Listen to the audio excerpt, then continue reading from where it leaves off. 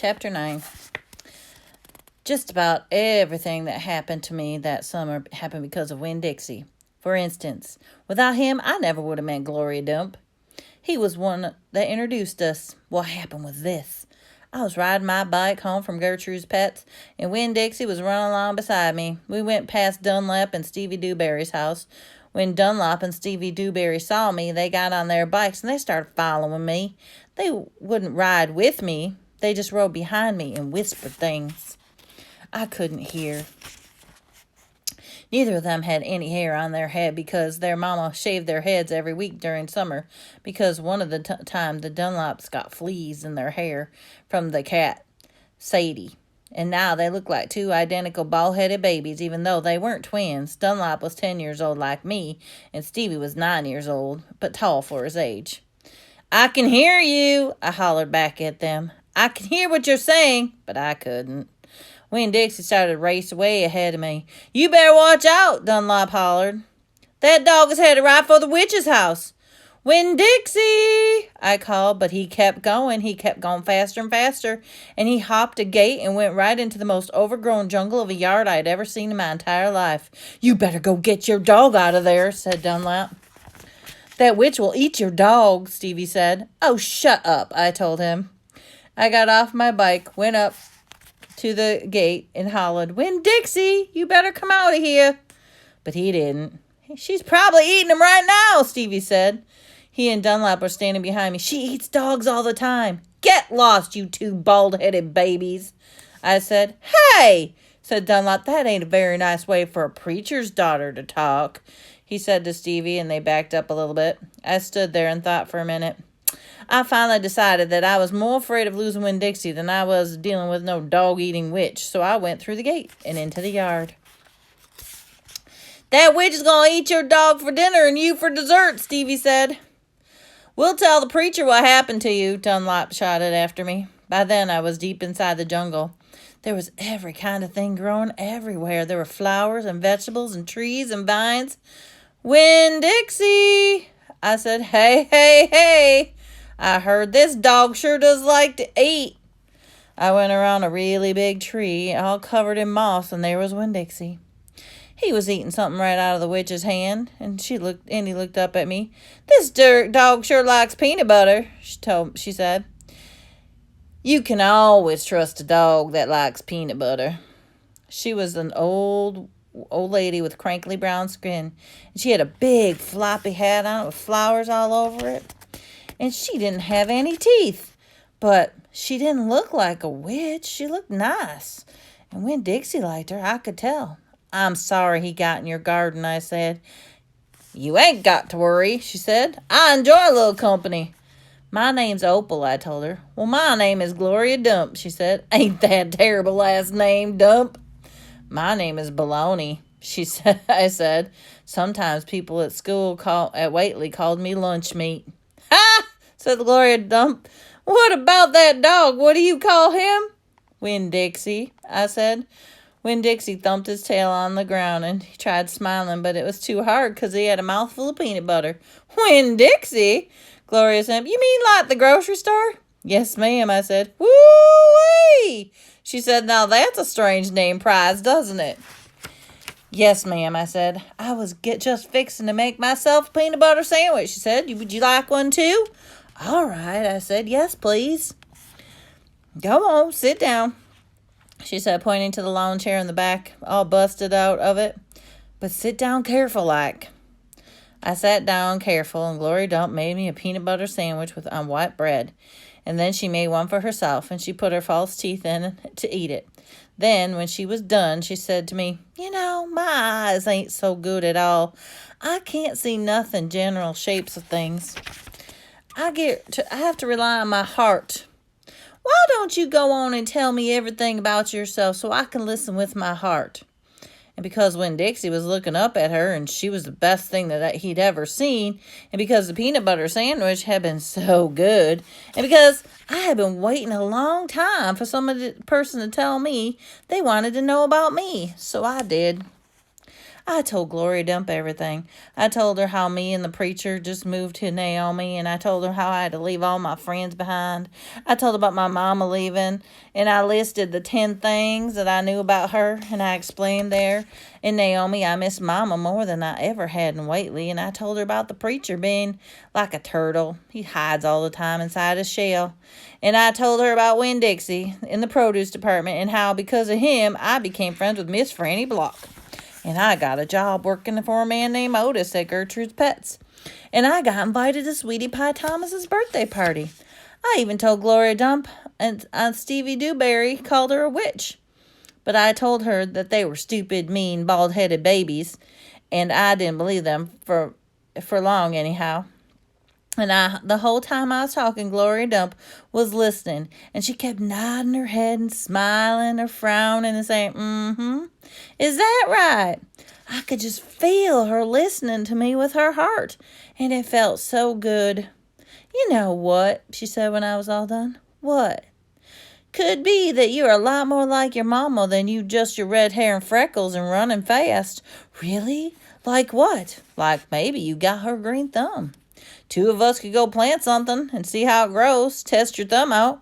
Okay, I said. What Gloria Dump did was pick me to grow as a tree. Or she said it was a tree. To me, it looked more like a plant.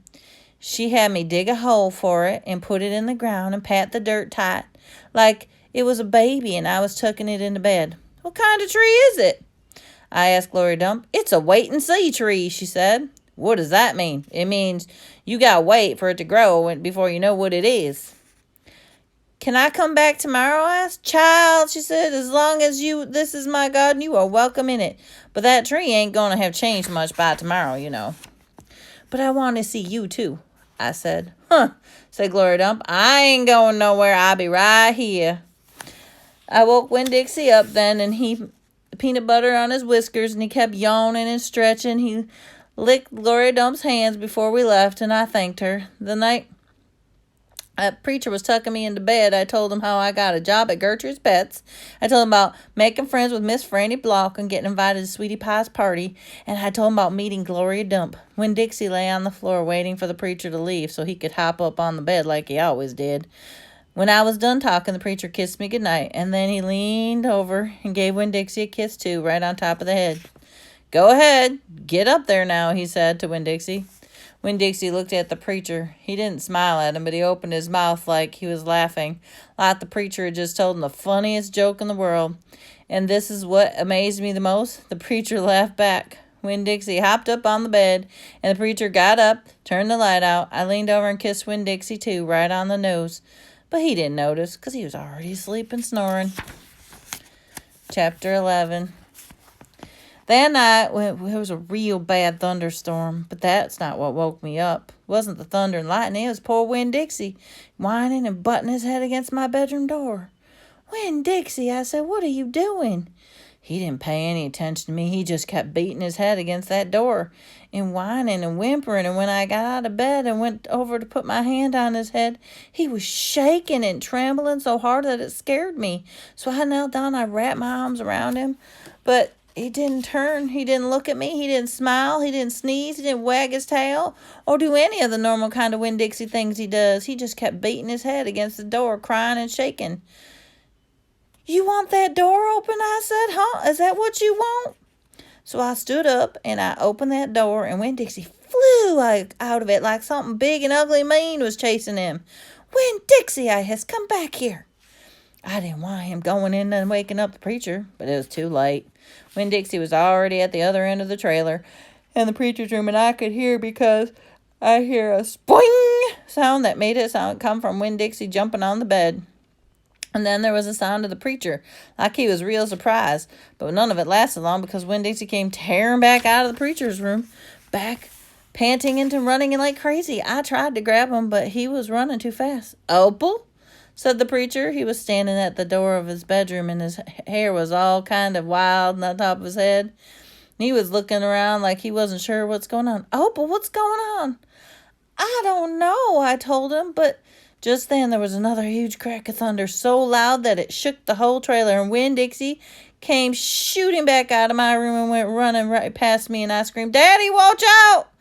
But the preacher was still confused. He just stood there, and Winn-Dixie came barreling right towards him like he was a bowling ball, and the preacher was the only pin left standing. Wham! They both fell to the ground. "Uh-oh," I said. "Opal," said the preacher. He was lying on his stomach, and Winn-Dixie was sitting on top of him, panting and whining. "Yes, sir." "Opal," the preacher said again. "Yes, sir," I said louder. "Do you know what a pathological fear is?" "No, sir," I told him. The preacher raised his hand and rubbed his nose. "Well," he said after a minute, "it's a fear that goes beyond normal fears. It's a fear that you can't be talked out of or reasoned out of."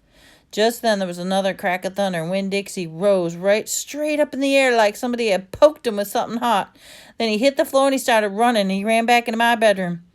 And I didn't even try to catch him this time. I just got out of his way. And the preacher lay there on the ground, rubbing his nose, and finally he sat up and said, "Opal, I believe Winn-Dixie has a pathological fear of thunder."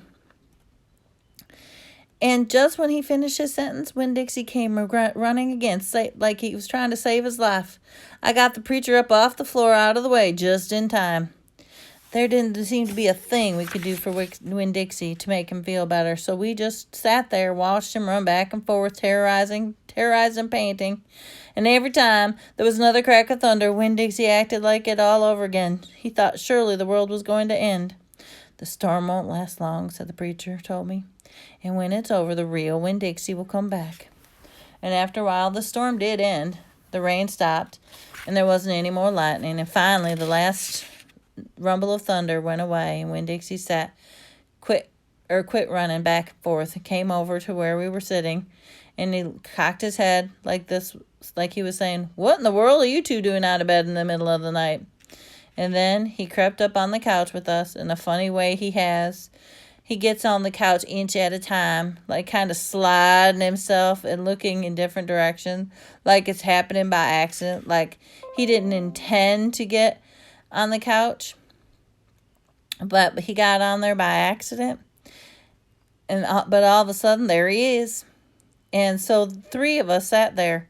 I rubbed Winn-Dixie's head and scratched him behind the ears the way he liked, and the preacher said, "There's an awful lot of thunderstorms in Florida in the summertime." "Yes, sir," I said. I was afraid that maybe he would say we couldn't keep the dog who went crazy with pathological fear every time there was a crack of thunder. "We'll have to keep a real close eye on him," said the preacher. And he put his arm around Winn-Dixie. "We'll have to make sure he doesn't get out during a storm. He might run away. We have to make sure we keep him safe." "Yes, sir," I said again. All of a sudden, it was hard for me to talk. I loved the preacher so much. I loved him because he loved Winn-Dixie. I loved him because he was going to forgive Winn-Dixie for being afraid. But most of all, I loved him for putting his arm around Winn-Dixie like that, like he was already trying to keep him safe.